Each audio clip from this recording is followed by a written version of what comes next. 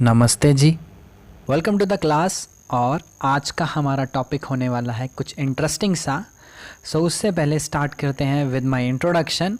मेरी इंट्रोडक्शन है कुछ ऐसे कि मेरा नाम है उमेश कुमार, मैं हूँ एक educator over Unacademy. Okay guys, and one more thing, for teaching experience अगर आपको देखना है तो 10 मिनट रुक के देखिए लेक्चर में, बिकॉज लेक्चर होने ही 10 मिनट वाला है, ठीक है, और आपको एक अच्छी क्लैरिटी मिल जाएगी। And one more thing guys, here is my referral code, that is who Umesh. अगर आप लोग अनअकैडमी पे आना चाहते हैं तो you can use my this referral code, that is who Umesh, जिसकी वजह से आपको डिस्काउंट वगैरह मिलता है अनअकैडमी पे।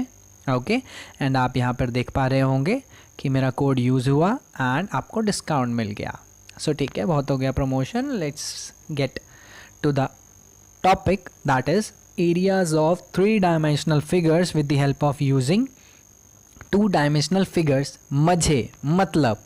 मतलब क्या हुआ कि हम यहाँ पे बात करेंगे 3 डायमेंशनल फिगर्स की, उनका एरिया निकालने के लिए with the help of 2 dimensional figures जो हम अभी तक 8th क्लास तक पढ़ते हुए आए हैं। Okay, and it is a chapter regarding maths 9th class, जो है आपका chapter number 13, surface area and volume. Basically आज हम बात करने वाले हैं क्यूबॉइड और क्यूब के बारे में। ओके, चलिए स्लाइड पीछे चली गई थी, आगे आ जाते हैं। Okay, so now areas of 3 dimensional figures, the help of using 2 dimensional figures. कैसे होगा, हम बात करेंगे क्यूबॉइड। आप लोगों को पता है क्यूबॉइड क्या है, एक 3 डायमेंशनल फिगर है। मतलब इसकी क्या होती हैं, 3 डायमेंशंस होती हैं, 3 एक तरीके से चीज़ें हैं जिनकी वजह से हम इसको क्या कर सकते हैं, माप सकते हैं, मेजर कर सकते हैं, नाप सकते हैं। क्लियर? चलिए, क्यूबॉइड में आपको पता है क्या होता है, एक लेंथ होती है, एक डेप्थ होती है, दैट मीन्स गहराई, और तीसरी होती है उसकी हाइट। क्लियर? ओके, सिमिलरली एक क्यूबॉइड होता है, ये समझ में आ गया। एंड क्यूब होता है एक और चीज़, दैट इज़ जिसकी सिर्फ साइड होती है। मतलब क्या हुआ, इन दोनों का डिफरेंस क्या मिला हमें यहाँ पर दोनों में।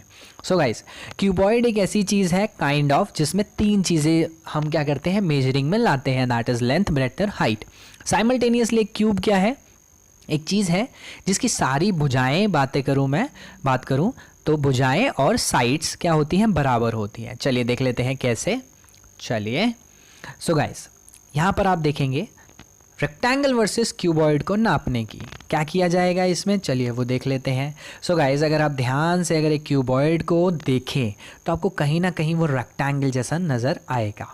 क्लियर है जी? बिल्कुल नज़र आ रहा होगा, ठीक है। या फिर आप इसको रियल लाइफ में भी देख सकते हैं। तो अगर आपके आसपास कुछ क्यूबॉइडिकल चीज़ पड़ी हो, ठीक है, तो आपको नज़र में आएगा कि सामने से देखने पे वो कैसा नज़र आता है, काइंड ऑफ 2 डायमेंशनल फिगर जैसा नज़र आता है।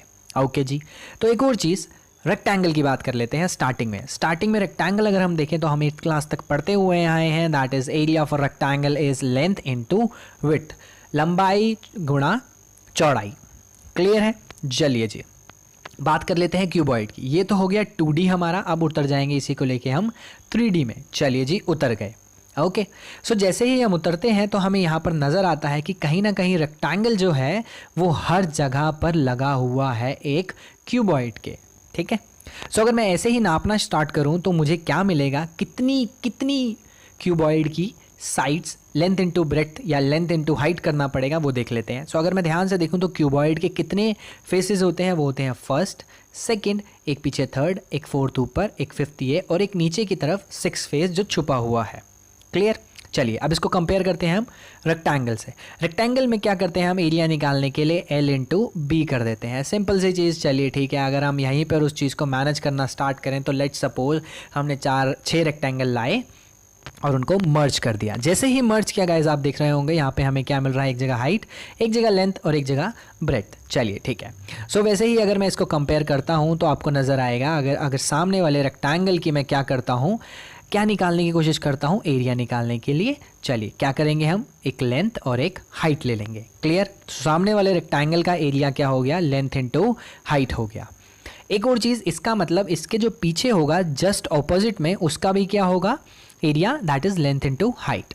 ओके जी, एंड वन मोर थिंग, अगर हम साइड में चले जाते हैं तो मुझे यहाँ क्या मिलेगा, यहाँ डेप्थ दैट इज विड्थ, और एक क्या मिलेगा, हाइट। 2 चीज़ें मिल गई। चलिए जी, यहाँ पर हो गया सामने वाले का हो गया लेंथ इनटू हाइट प्लस यहाँ पर क्या मिल गया मुझे, ब्रेथ इनटू हाइट, एंड एक और चीज़ जो ऊपर में देखूंगा तो मुझे मिलेगी लेंथ और ब्रेथ। क्लियर हो गया, लेंथ और ब्रेथ।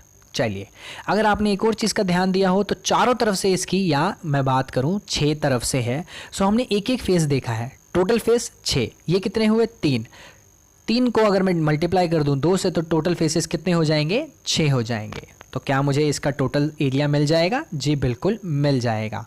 सो अगर मैं बात करूं एक एरिया की, किसकी, एक क्यूबॉइड की, तो उसमें टोटल फेसेस होते हैं 6, उसका टोटल मतलब समान पूरा घुमा दूं मैं उसको तो उसका एरिया होता है टोटल एरिया या टोटल सरफेस एरिया, वो क्या हो जाएगा 2LB + BH + HL × 2। ये है हमारा logical explanation for a cuboid. Guys clear हो कुछ? चलिए जी नेक्स्ट पे चलते हैं।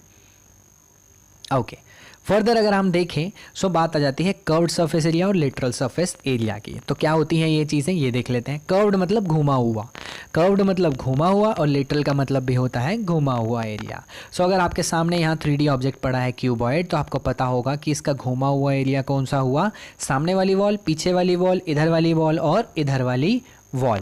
ठीक है, मतलब ऊपर और नीचे की बात कैंसल्ड है।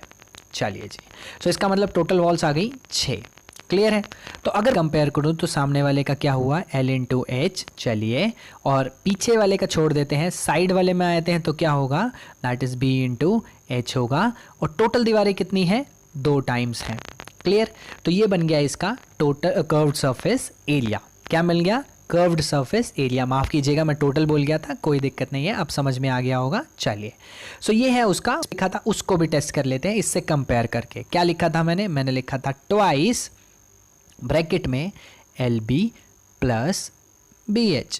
क्लियर है गाइस? चलिए जी, ये क्लियर है। सो अगर इसको मैं इससे कंपेयर करूं तो H को अगर मैं अंदर मल्टीप्लाई करता हूं तो मुझे मिलेगा L × H और B × H। साइमल्टेनियसली यही वो चीज़ है। सो गाइस, ये आपको यहाँ पे नज़र आ रहा होगा कि मैंने कंपेयर किया तो मुझे साइमल्टेनियसली वही फॉर्मूला मिल गया जो मैं बुक में लिखा हुआ है मेरी NCERT की। क्लियर है? सो यहाँ से हमें 2 चीज़ें क्लियर हो गई कि ये फॉर्मूला कैसे बना है क्यूबॉइड का, एंड साइमल्टेनियसली हमें कर्व्ड सरफेस एरिया भी समझ में आ गया। चलिए ठीक है, अगर हम आगे चलते हैं तो बुक्स में ये फॉर्मूला नहीं है, बट अगर मैं एज अ टीचर और एज अ स्टूडेंट बात करूं तो मुझे ऐसे क्वेश्चंस मिलते हैं जिसमें वो एरिया ऑफ 5 वॉल्स की बात करता है। मुझे मतलब कि 5 वॉल्स कैसे। सो लेट्स सपोज आपको बोलेगा, इमेजिन कीजिए आप एक रूम में बैठे हैं और उस रूम में आपको बोलेगा कि चारों दीवारों पर और सीलिंग पे पेंट कीजिए, बट ग्राउंड पे मत कीजिए, बिकॉज आपको पता है ग्राउंड पे तो क्या होता है, आपके फर्श होता है या फिर क्या होती हैं, टाइल्स बिछी हुई होती हैं। ओके, सो ऐसी कंडीशन में वो बात क्या करेगा, एरिया ऑफ 5 वॉल्स के निकालने की बात करेगा। ठीक है जी। सो अगर एरिया ऑफ 5 वॉल्स में बात आती है तो हम वैसे ही कंपेयर कर लेते हैं क्या होगा। अच्छा, एक चीज़ ध्यान रखिए, एरिया ऑफ 5 वॉल्स निकालने के लिए आप 2 चीज़ें कर सकते हैं, या तो मैं 6 में से 6 वॉल्स होती हैं टोटल, उनमें से एक माइनस कर दूं, या मैं एक और चीज़ करूं। ठीक है, या मैं क्या कर सकता हूं, मैं 6 में से एक को माइनस कर सकता हूं, या फिर मैं क्या कर सकता हूं, 4 में एक ऐड कर सकता हूं। सो बीइंग अ इंडियन या बीइंग अ नॉर्मल ह्यूमन, मैं क्या करना पसंद करूंगा, ज़्यादा में से घटाना पसंद नहीं करता हूं, मैं एक जोड़ना पसंद करता हूं। तो मैं क्या करूंगा, 4 में एक चीज़ प्लस कर दूंगा। तो मैंने वहाँ पे वही किया, एरिया ऑफ 4 वॉल्स मुझे पता था, जिसमें मैंने L × B, because L × B और नीचे का भी L × B होता है, तो मैंने एक वॉल को ऐड कर दिया, तो मुझे क्या मिल गया, एरिया ऑफ 5 वॉल्स मिल गया। क्लियर है? सो मुझे क्या मिल गया, area of 5 wall, that is 2L + B × H + L × B। So this is my exact formula. अगर आपसे कोई क्वेश्चन करता है कि आप एक रूम का क्या निकाल के दिखाइए मुझे, एरिया किसके साथ, कर्व्ड के साथ, दैट इज 4 वॉलों के साथ, और एक और चीज़ दैट इज सीलिंग के साथ, ग्राउंड की तो बात ही नहीं करेगा। क्लियर? चलिए जी, सो अब कंपेयर कर लेते हैं एक बार हम स्क्वायर को क्यूब से। तो साइमल्टेनियसली अगर आप ध्यान दें तो क्यूब के फेसेस कैसे हैं, स्क्वायर जैसे हैं। कितने? 6। चलिए जी, तो आपको ये चीज़ पता है कि स्क्वायर की साइड क्या होती है, बराबर, एरिया होता है साइड स्क्वायर, पेरीमीटर होता है 4 × साइड्स।